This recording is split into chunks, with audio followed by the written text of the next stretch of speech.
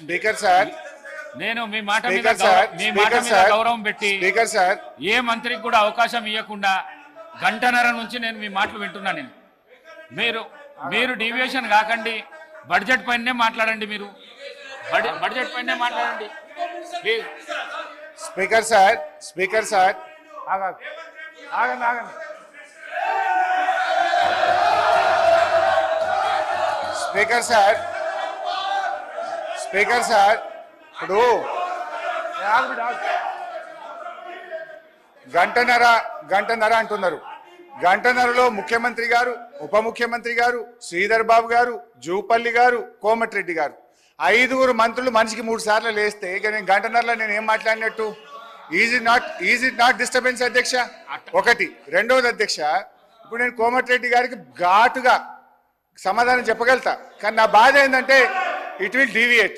ఆయనకేమో half knowledge. ఇప్పుడు ఆయన ఏం మాట్లాడిండు? yes you are a half knowledge fellow.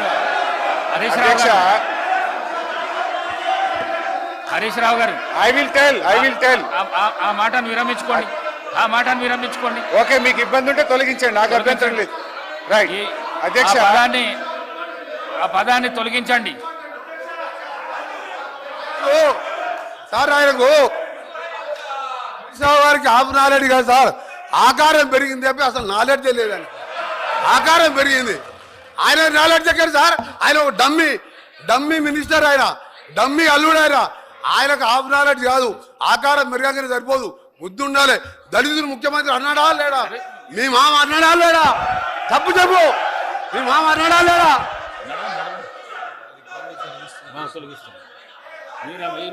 Speaker sir, ఇదే కోమటిరెడ్డి వెంకటరెడ్డి గారు 50 కోట్లకు పిసిసి అధ్యక్ష పదవి కొనుక్కున్నారు రేవంత్ రెడ్డి గారని ఈయనే చెప్పింది కదా సార్. మరి దాన్ని ఏమంటారు అధ్యక్ష? ఇదే కోమటిరెడ్డి వెంకటరెడ్డి గారు జిల్లా కలెక్టరేట్లు, సచివాలయాలు అద్భుతంగా కట్టిండు కేసీఆర్ గారని ఈయన గారే చాలా సార్లు మెచ్చుకున్నాడు అధ్యక్ష. ఇవాళ నేను ఎందుకు ఆ మాట అంటే అధ్యక్ష, కోమటిరెడ్డి వెంకటరెడ్డి గారు మేము అగ్రికల్చర్ కు 72,000 కోట్లు పెట్టామన్నాడు. అంటూనే మళ్ళీ వెంటనే ఇరిగేషన్ కి 22,000 కోట్లు పెట్టమన్నాడు.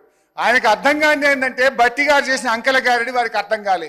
వారు పెట్టిన అగ్రికల్చర్ 72,000 కోట్లలో అన్ననే ఇరిగేషన్ ఉన్నది, అన్ననే కరెంట్ ఉన్నది, అన్ని కలిపి మాయ చేసి అగ్రికల్చర్కి ఏదో ఎక్కువ పెట్టినా అని బట్టి గారు చేసిన మాయను ఆయన అర్థం చేసుకోక అగ్రికల్చర్ 72 వేరే చెప్పిండు, ఇరిగేషన్ 22 వేరేగా చెప్పిండు.